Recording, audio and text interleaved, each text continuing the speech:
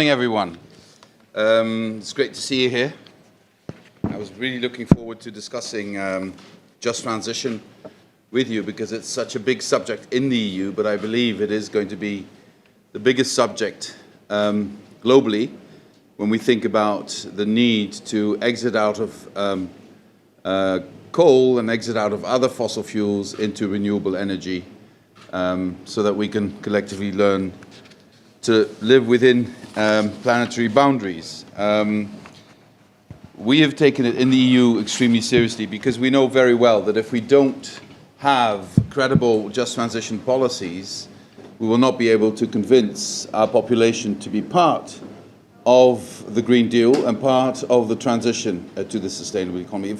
If your prospects are just prospects of loss of your job, loss of the economic structure where you come from, you will resist change, even if you know that the situation you're in is not sustainable.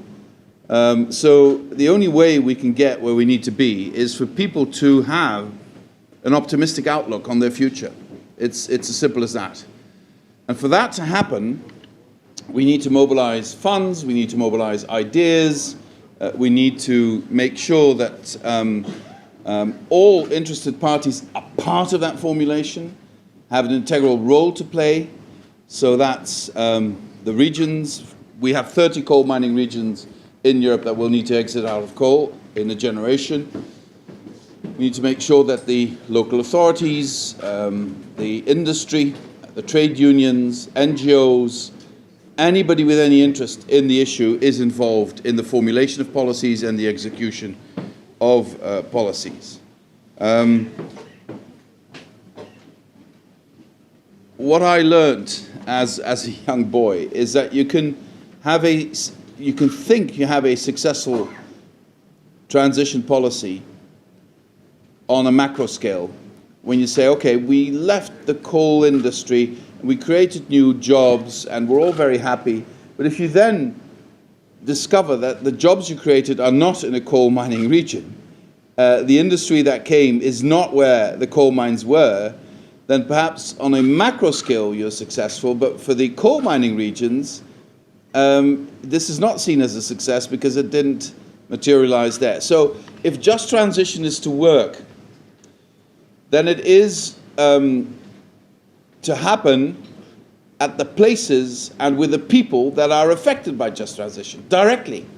So skilling and reskilling of coal miners to take up the new jobs, bringing new industries that fit the requirements of the regions where coal mines will be closed, all of that is of extreme importance. And this will be a key element in whether we will or will not be successful in our efforts to reach climate neutrality by 2050 as the European Union and to have a reduction of at least 55% of our emissions by 2030.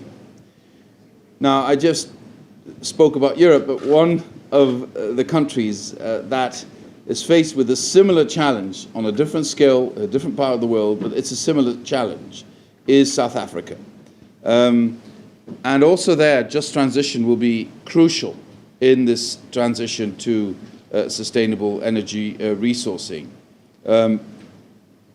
I want us, as the European Union, to be part of that process of transition in South Africa, because if we can help collectively with Germany, France, and the UK and the United States to create a positive momentum, and thanks also for the tremendous contribution of the European Investment Bank in this, if we can help create a momentum, which frankly is only a start, but you always need to, every path begins with a first step, and I see this as a first step on a long and difficult path, but could be a successful path of transition where we can demonstrate that there is something like international solidarity in this area, that there is also business opportunity for European companies in that transition, that there is something like a just transition for coal mining regions in South Africa. I think that would have a tremendous effect. So the political declaration on the just energy transition in South Africa, which we jointly announced on the 2nd of November, I think is an important milestone. But I insist it is a first step. And further work will need to be done in the next 6 months or the next year to make our partnership fully operational. The EU is ready to take a leading role to support South Africa in this, and we will continue to mobilize considerable amounts of finance to make this happen. I'm really, really honored by the presence of Minister Creecy, who's been a force for good in this discussion for a long time, and she's a leader who really understands where the opportunities also are for South Africa. As one of the world's largest coal consumer and producer, your decisions, Barbara, will send an important signal to the rest of the world, and I know that what we're doing jointly in South Africa is being followed all around the world, but specifically also in Africa. So there's a wider interest of the transition into a better future of our sister continent that is served by this. So we will now start with our first panel with Minister Creecy. Minister, I'll give you your full title, Minister of Forestry and Fisheries and Environmental Affairs. Vice President Ambrose Fayolle is here, who is the man leading, who's the man who actually led the EIB into being a climate bank. And he's done a brilliant, brilliant job at that. We already had the occasion yesterday to talk about that, also with Werner Hoyer present. And then John Morton, Climate Counselor of the Department of Treasury in the United States, who will connect online. So, without further ado, Minister Creecy, can I hand the floor to you? Should I sit here? Whatever you prefer. Easier to stand. Yeah. Thank you. Does Minister Creecy have a microphone? I do. Oh, you do? I do. Thank you very much, Vice President, and allow me to acknowledge fellow members of the panel. And thank you very much for giving me this opportunity this morning to share with you our approach to the just transition in South Africa. I think what's important to do as a start is to give you some context of the situation in which we are operating. South Africa, as you know, is a middle-income country, but we are also one of the most unequal countries in the world. And we currently, as a result of historical inequalities, but also exacerbated by the COVID-19 pandemic, we currently have an unemployment rate of 34%. And what this means is that there's a great deal of trepidation in the face of anything that threatens what would be regarded as decent jobs in our society. And coal mining jobs in South Africa, of which there are 88,000, are decent jobs. They come with medical aid, with pension, and with a salary that can sustain a decent-sized family.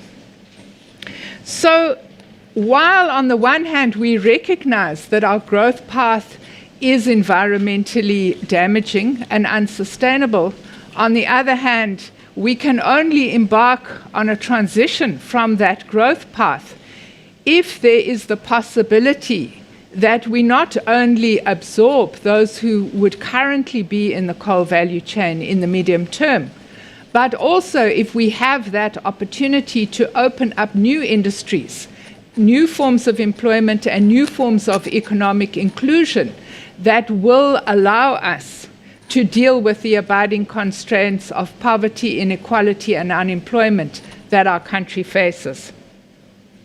So you can see from what I'm saying that the concept of climate justice is right at the center of how we would want to approach this. And I think that our understanding of climate justice is firstly that South Africa, although we are the largest emitter on the African continent, historically the African continent as a whole has only contributed 2% to global warming and to global greenhouse gas emissions. And we understand that countries of the South, such as our own, on the sub-Saharan African continent are warming up at twice the global rate. So climate change poses a physical risk which endangers not only food security and water security, but a substantial sector of our society that is involved in subsistence agriculture. So that is one group of people who are deeply affected and for whom, most of them are women and children, for whom there needs to be climate justice. The second group are those directly involved in the 7 sectors of our economy that are going to need to transition to a lower emissions pathway by mid-century. And we have chosen to start the transition with the energy sector. And really this is a bit of a no-brainer. 41% of our emissions comes from the electricity sector. Our electricity sector is 85% dependent on coal-fired generation, and of course electricity is an input to all of our goods and services. So as the rest of the world, including yourselves, transition, we're aware that it's going to be important that we not only take advantage of new industries, but we also ensure that we protect our economy from some of the risks that trade tariffs relating to carbon border taxes might pose to us in the future. Of course, South Africa is in a very unique opportunity to participate in the green economy. We are amongst the 10 sunniest countries in the world. We have amazing technology in Sasol that can convert carbon into liquid fuel.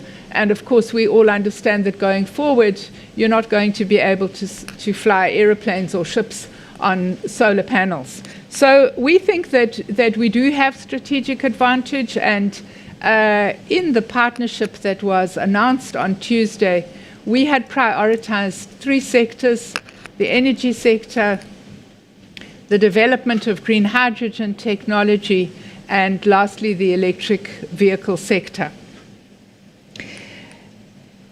I think that our plea to the European Union is that you partner with us in this transition. We have put forward, and I'll talk about that a little bit later, we have put forward an ambitious nationally determined contribution to reducing greenhouse gases. Where we get to in that range is very dependent on multilateral support. But central to that multilateral support has got to be support for workers in vulnerable industries. Reskilling, upskilling, developing new enterprises, promoting economic inclusion. We want to make sure that as the whole of our society transitions, organized labor and the private sector are at the center of this, together with those communities that would be most effective.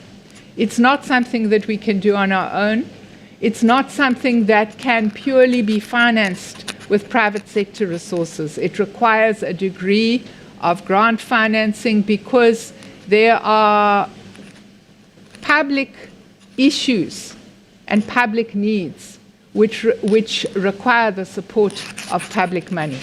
There's no revenue stream in reskilling workers and ensuring that we involve communities in coal mining towns in new forms of enterprises. And that's why the partnership is so important. We estimate that over the next 5 years, we would need to put 7.5 gigawatts of renewables onto our grid, because you can't even begin to talk about decommissioning stations until you've ramped up alternative forms of generation.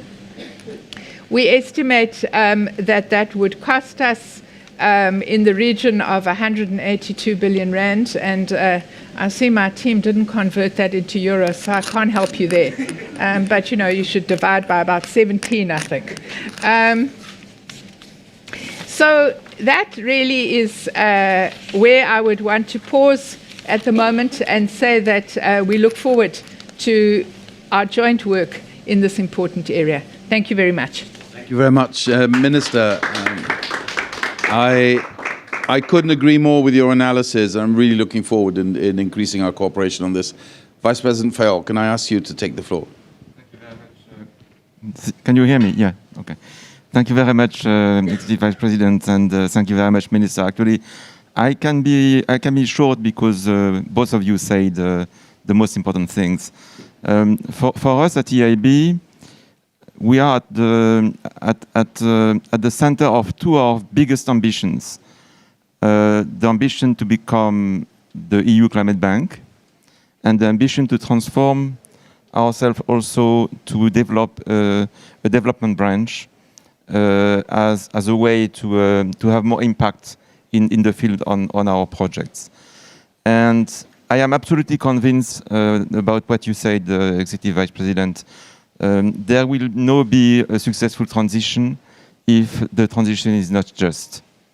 So for us, it is absolutely a priority that we include everything related to just transition in our projects, in our policies, in our financing.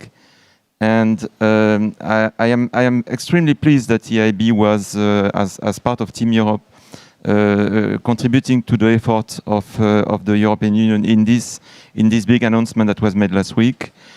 So we will provide €1 billion to help the decarbonization strategy of your government, Minister. We also think that this has the potential to be a very good example to other geographies, to other countries. I mean, ESCOM and South Africa are big, very important countries in Africa, but there are also other countries where we have to need to have an impact. And what we also, I will finish by that. What we also hope that this report, as you said, Executive Vice President, will also be implemented quickly in the next months. We need to deliver on this. It's also a question of credibility. And that we will also work to identify financing options for innovative technological developments and investments that could also help, including e-transport solution or green hydrogen, or everything that can help to the creation of quality green jobs. So I'll stop there. Thank you. Thank you very much. And now I understand we have a pre-recorded message from Councillor Morton.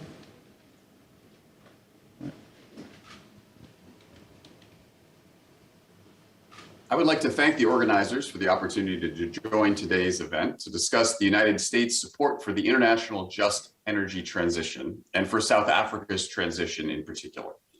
My name is John Morton, and I'm the climate counselor to U.S. Treasury Secretary Janet Yellen. I'm pleased to share the virtual stage today with Executive Vice President Timmermans and Vice President Fayol, as well as Minister Creecy, whom I had the pleasure of meeting during my recent trip to South Africa, and whose leadership and coordination efforts have enabled the recent political declaration on the just energy transition in South Africa. Last spring, recognizing the need for more capacity to respond to President Biden's call for a whole-of-government approach to tackling climate change, Secretary Yellen created a climate hub at Treasury and appointed me to serve as its first head and her climate counselor. Within this role, I coordinate and manage and sharpen the focus and ambition of Treasury's climate work at home and abroad. The overarching mission of Treasury's climate work is to effect and expedite the net zero economy-wide transition, ensuring justice and equity for disadvantaged communities and promoting resilience to climate impact as the transition unfolds. Reaching this net zero world will require fundamental adjustments in the United States and other developed economies, supported by shifts in public budgets, tax policy, and the flow of private capital. And it will also require a strong focus on the just decarbonization of the energy mix in emerging and developing markets. Treasury's work in support of an inclusive and equitable transition spans three broad areas. First, we seek to finance the technologies needed for a cleaner and greener future through green tax credits and investments in research and in development and deployment at home, as well as financing channeling support to renewable energy in developing countries through the multilateral development banks. Second, we are working to phase out support for carbon-intensive technologies by removing inefficient fossil fuel subsidies from our tax code, as well as leading the OECD to reorient international export credit financing away from unabated coal and toward the clean energy transition. We're also ending our international public financing support for unabated fossil fuel investment of any kind, except in very limited circumstances. And I would like to commend our colleagues here from EIB for making the same commitment. And third, we are working to expedite the transition away from coal to a low carbon and ultimately net zero economy in high emitting emerging economies through targeted bilateral and plurilateral engagements. Our ability to follow through on the goals of the Paris Agreement and keep the goal of 1.5-degree warming limit within reach requires a simultaneous focus on each of these areas.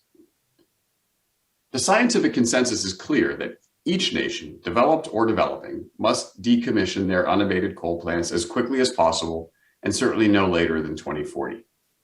This requires helping high-emitting countries design programs in an inclusive and equitable way that provides resources to those communities who are affected by the detrimental effects of both climate change and the clean energy transition, while also helping them to benefit from the opportunities embedded within that transition. As Secretary Yellen outlined last week in Glasgow, any arrangement to facilitate the transition away from unabated coal should contain certain design elements. First, the arrangements should provide incentives to decommission unabated coal assets as urgently as possible. Second, partner countries need to commit to a whole of economy transition towards supporting strategies that encourage a rapid expansion of clean and renewable electricity generation and associated transmission infrastructure, and not encouraging investment in unabated fossil fuel generation. And third, we need to be sure that environmental and social safeguards and standards are strong and provide for an inclusive and equitable transition for affected communities. That is why in my first 6 months as climate counselor, and while working with colleagues to promote and support once-in-a-generation legislative and regulatory developments in the United States, I have been deeply involved and engaged with partners in South Africa, the highest emitting country on the African continent and one of the world's leading consumers of coal, as they, the South Africans, undertake a just transition toward clean sources of energy. The United States, EU, France, Germany, and the UK launched a partnership with our South African counterparts last week, due in large part to the commitment and leadership of President Ramaphosa and his cabinet, notably Minister Creecy. Over the coming months, this coalition will work to structure a financing package of an initial $8.5 billion investment over the next 3 to 5 years, targeting South Africa's energy sector, which is responsible for almost 80% of South Africa's total emissions, and where Eskom, the state-run energy utility, plays an outsized role. As part of this transition, the South African government has committed to accelerating closures of unabated coal facilities and dramatically increasing the role of clean and renewable energy in country. This support will include financing from the Climate Investment Fund's new Accelerating Coal Transition Investment Program, which is designed to assist high-emitting coal-dependent middle-income countries in their efforts to transition toward clean energy economies. Multilateral development banks and bilateral aid and investment agencies will also provide support to this ambitious and whole-of-economy transition away from coal. It is vital that the work be grounded in the principles of a just transition, as defined by our South African partners, and informed by the experiences and needs of the communities most vulnerable to the economic risks of the transition. During our recent International Partners Group trip to South Africa in September, we prioritized meetings with a broad set of stakeholders that included trade and labor unions that represent the interests of those communities most likely to be impacted by the transition away from coal. And I was pleased to see that several days ago, the Congress of South African Trade Unions has welcomed this partnership, further highlighting the broad base of support for the initiative. We also met with key advisors to the president who serve on the Presidential Climate Commission and who are working across constituencies to ensure that the package carefully considers the needs of affected populations. Any financing and accompanying recommendations provided by the United States and other donor countries must be grounded in a broad-based just transition program that has the South African government's full backing. And we are confident and hopeful that the PCC can deliver such a plan. This partnership has the potential to be transformative in reducing emissions, by most estimates over a gigaton of emissions avoided over a 20-year period, and enabling the delivery of reliable, clean power across South Africa, expediting the country's path toward a cleaner and greener future, and ultimately enabling the achievement of the most ambitious reductions possible within South Africa's recently updated nationally determined contribution. And as we structure a financing package over the coming months, our work will provide a useful and timely model for other countries considering how to facilitate their own transition to a cleaner and more sustainable future. I firmly believe that what we achieve in South Africa in the coming months and years will chart the course for the decarbonization of other emerging and high-emitting economies. I want to again thank Minister Creecy and her colleagues for their leadership and the European Commission for the opportunity to speak today. I look forward to where this partnership takes us in the coming months. Thank you very much. I have to say very, very encouraging words by Councillor Morton, and I have to say that where I fully concur with him is the acknowledgement that President Ramaphosa and Minister Creecy have embraced this historic opportunity for change. And why do I put an emphasis on this? Because I know how difficult it's going to be. It's going to be a very long and difficult trajectory.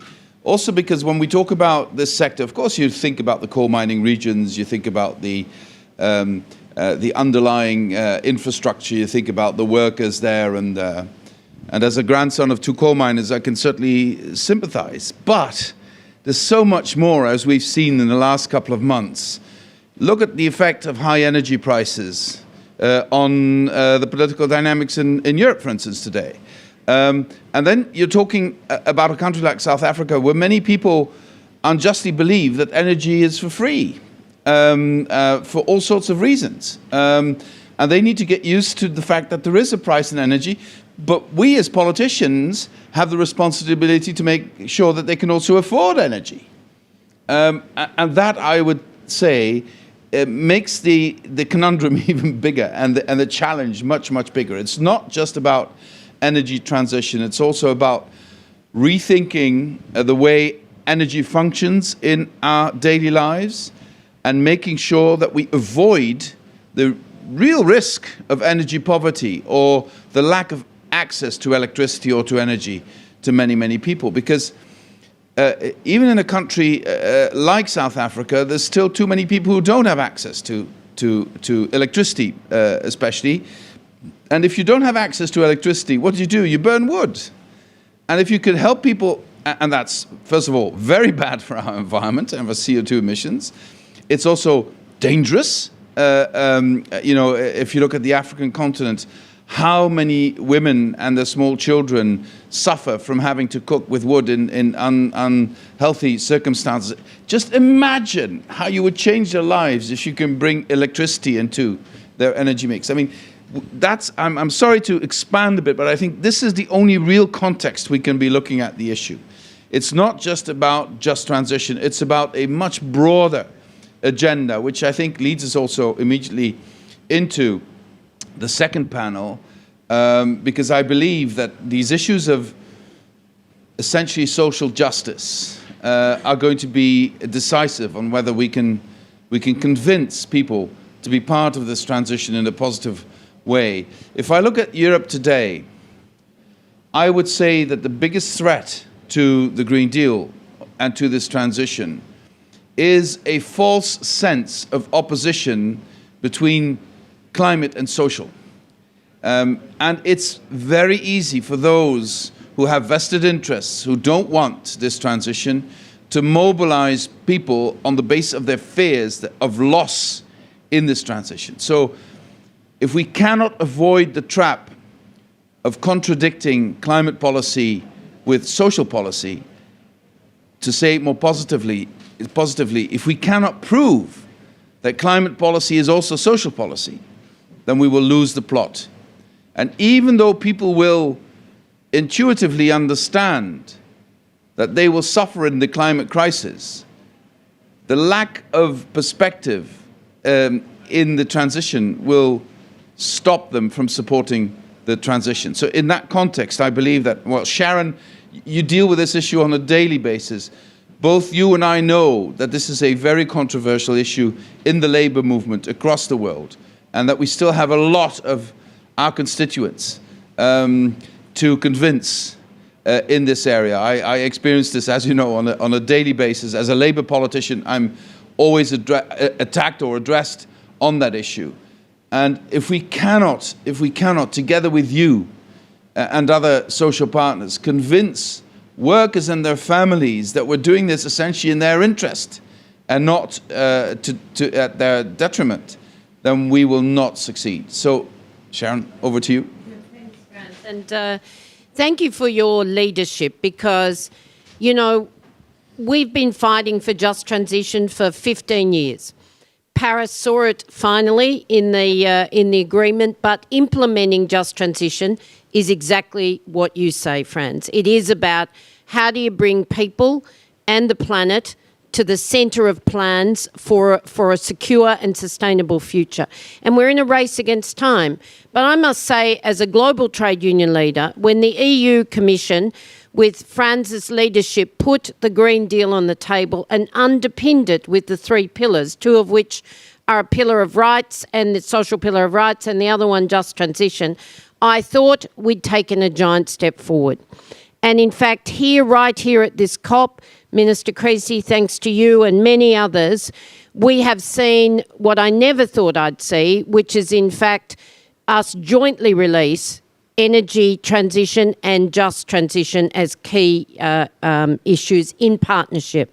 So I really want to thank both ministers for their leadership, and we've been working with the EIB around rights, but now I'm determined that we will deepen our work and support for your work on just transition. But look, for the unions, Frans said it all, and he's in a lot of our tough conversations, because Luca Visentini, who leads the ETUC, and I call him in and say, Frans, you know, we need you to be part of this. And I know the same in COSATU. I've worked with Barbara and the COSATU unions. This is about dialogue. If you actually bring people into the tent, if you let them help design their own future, and for us, that's a future that's based on jobs, climate-friendly jobs with just transition. We talk about it as a new social contract, because our world is broken across a number of areas. A labour market with 60% informality. Of the 40% of those with a formal contract, a third of them in insecure or precarious work. You know that. Youth unemployment. We need to say, where are the jobs? They've got to be underpinned by rights and the mandated due diligence that the EU is promoting everywhere for companies to work with us. And they've got to have universal social protection. And so the global solidarity of resilience requires us to realise the fund for social protection we put on the table. But let me respond just very briefly to Frans's challenge. We do know as trade unions that, in fact, we have to transition not just in coal and fossil fuels, but across all energies, all industries, because in transport, in construction, in agriculture, in our cities, in our homes, our way of life has to be based on a different energy mix. The good news for us is that there are jobs in renewable energy.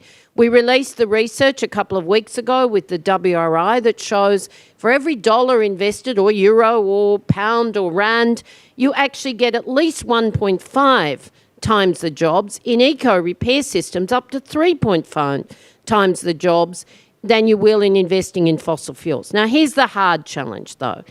How do you get the jobs plans in every company? I mean, coal is really tough. There's no doubt about that, because there's no future. And we know we have to set exit dates with transition plans from fossil fuels. But the fossil fuel companies have to step up here, because they have the capex, the assets, the technology, the people, the skilled workforce to actually build the renewable base that will help us soak up jobs from coal communities, as well as, in fact, grow an energy base that we know can be sustainable, because they have that convergence. But they're too slow. They're still looking to tinker with technologies that are partly usable now and not accessible to a lot of the world, they need to do more.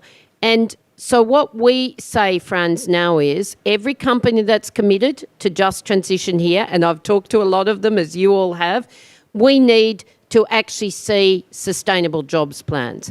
We've got the European focus on jobs. We've got, indeed, the US now looking at climate action equals jobs. And globally, just as the European solidarity, and this is the good news, with South Africa builds a new pathway, the Americans have now put up a Build Back Better program. It goes to infrastructure and assessing whether infrastructure programs have sustainable standards, but also have rights. So we've got to build on these things. And can I leave you with the fact that if we got, I know the tensions, Minister, and we will help, I promise, but Eskom has a model that we want everywhere. It has a model we want. It starts with an impact study where the voices of community and workers can be heard. And then when you listen to the Eskom sustainability director, at least, who was here this week, she knows they have to align their transition to make sure that those voices understand there's a future for them in jobs, but also in terms of sustainable communities. And so we have work to do. Everybody has work to do. But the solidarity isn't there yet. Even at the G20, when I talked to Prime Minister Draghi, he's really thinking about his own communities. What do you do about, the loss of jobs? Because we will lose jobs in automotive. But what do we do about those communities? He's saying, can we build lithium plants? Can we do X or Y? That's terrific.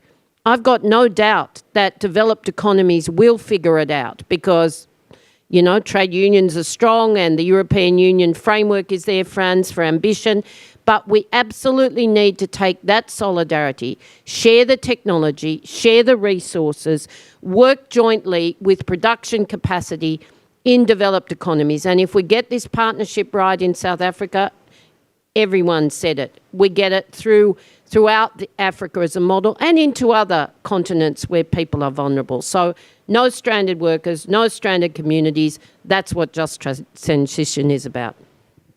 Great, that's a very powerful message. Thank you very much, Sharan. Over to you, Minister. Thank you very much. I think that maybe where one would want to start is just by sharing with you that our revised nationally determined contribution is a range. At the bottom end of the range, we are compatible with the 1.5 degree goal. And at the top end of the emissions range, it's compatible with the 2 degree goal of the UNFCCC. And what we've said throughout is that where we get to in this range really depends on the support that is available to us. And I think it's very important to say here today because we know that there are always in these climate discussions complexities. It's important to say that when you are sitting in the position of a developing country, there is a very close link between all three aspects of the Paris Agreement: ambition on mitigation, ambition on adaptation, and ambition on financing. And I think from our perspective, it's why we always argue that there needs to be a balanced outcome to this COP and to future COPs. The adaptation issue speaks to the broader questions of climate justice that we were talking about earlier. I mentioned the fact that in our country, between 2 and 3 million people are dependent on subsistence agriculture. For those people, extreme weather events are going to wipe out their livelihoods. They don't have access to irrigation. Water security is an increasing issue in our country with climate change. And they also, in many cases, don't have the understanding that they might be waiting for rains that may never come. So when we talk about the importance of support for adaptation, it's an integral part of this concept of climate justice that we're talking about. And it's an integral part of persuading people on the issue that you were talking about, which is how do you persuade people that leaving 200 years of coal in the ground is a good idea in a country with 34% unemployment? And the only answer to that can be, as you rightly said, that you are offering people hope in a different direction. Where I think the ESCOM project is exciting is that, as has already been mentioned, we, in each of the towns where we're planning to decommission coal-fired power stations, we're doing socioeconomic studies so that we understand the value chains in those towns. When the climate envoys came to our country, I said to them, don't just go to the power station, go into the community and look at the washing lines. You will see an ESCOM uniform on every washing line. And that tells you what's going to happen in this community when if all you do is just close and decommission this power station. So repurposing is important, reskilling is important, but finding, as you were saying, those upstream and downstream industries that can be associated with a repurposed power station so that you're not just saying to people, we can replace the jobs you have at the moment, but saying to people, we'll also employ your son and your daughter. A fundamental issue for South Africans, and I even speak for myself, who has an unemployed master's graduate sitting at home. And a big issue for South Africans is, will our children ever work?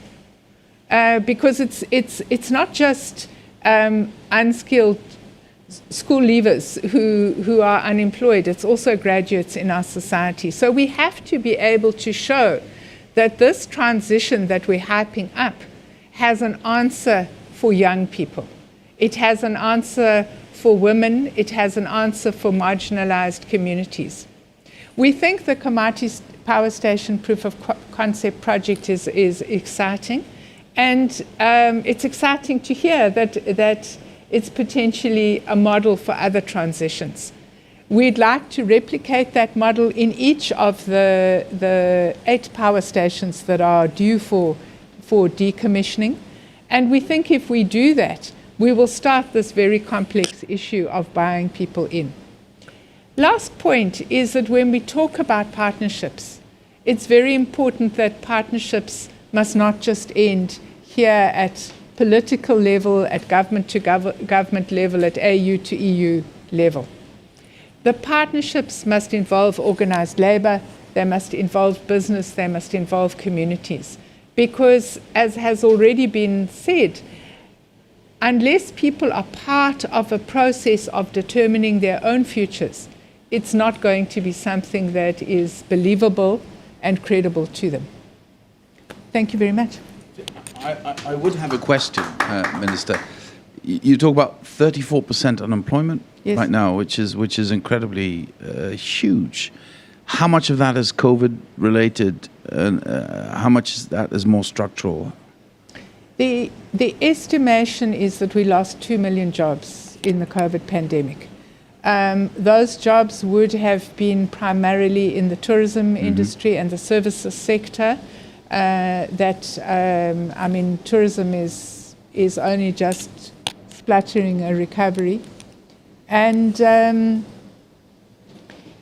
again, those tourism and services sector jobs would have been the jobs that absorb most of those who would be unskilled or semi-skilled, and most of those who would be first-time job entrants.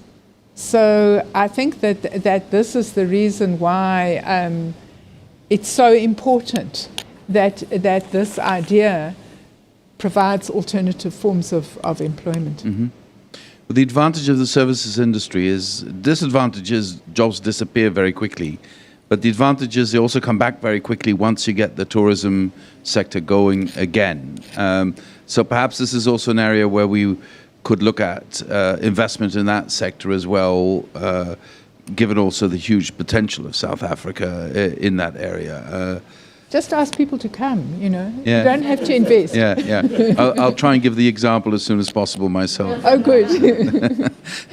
Right, Vice President, could you please add your thoughts to this panel? Thank you very much. Three very quick points.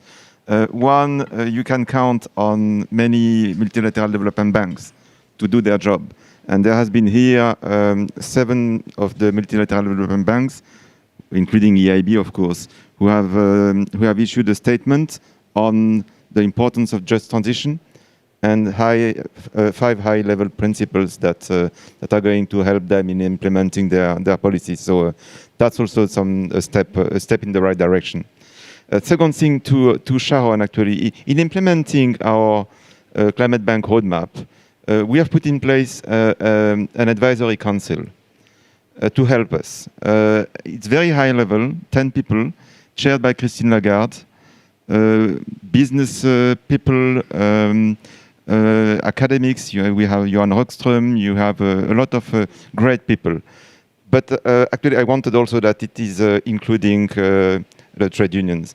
And we have the pleasure to have as a member Samantha Smith, who is the director of the Just Transition Center of the International Trade Union Confederation. And she's terrific, and her added value is really great. And one final point on our strategy. When the Climate Bank Roadmap was approved, it was approved unanimously at our board. And our board is the member states of the European Union. And so it means that, including in Eastern Europe, there was the recognition that the strategy was the right one. But it was based also on the principle that we would do more to help them because they have more road to drive before reaching the net zero target. So everything that is related to the just transition principle, financing mechanism has also to be kept in mind and implemented so that we can keep this consensus on the green transition. Otherwise, as you said, Executive Vice President, we may well fail. Yes, thank you very much. Well, if I can just draw a couple of conclusions. First of all, if I listen carefully to the three of you, what we need is actually a permanent consultation. So regular high-level roundtables on these issues where we take a holistic approach. It's not just about coal. It's not just about the energy sector at large. It's about all sectors of the economy that will be engaged in this transition. And it's also about opportunity in wider society. And I would say across the range of employment, from low-skilled to middle-skilled to high-skilled employment. I think that should be part of the discussion. This is what we're experiencing in Europe, but certainly in our relationship with South Africa, this is something that can be developed. Secondly, I also believe, if I understood you correctly, that there's so much more than energy in energy transition, and that should always be in our minds when we make plans, when we look for investment opportunities, that we see the wider implications of energy transition for society at large. And finally, I know it's a bit of a strange comment to make, but if any of you have the opportunity and the funds and the possibility, spend your holiday in South Africa. It is really a marvelous place. For my family, if you ask my youngest kids and my wife what was the best holiday we've ever had, they will, without any doubt, answer South Africa.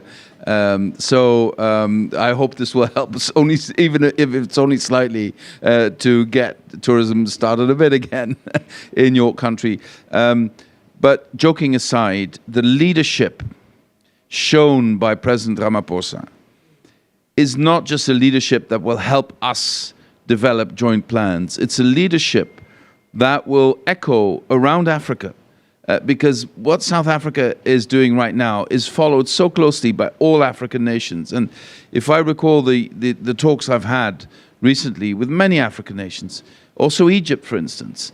We're all on the same path. And in Egypt, we're seeing exactly the same processes, exactly the same outreach for cooperation with the European Union. And that will be my final comment.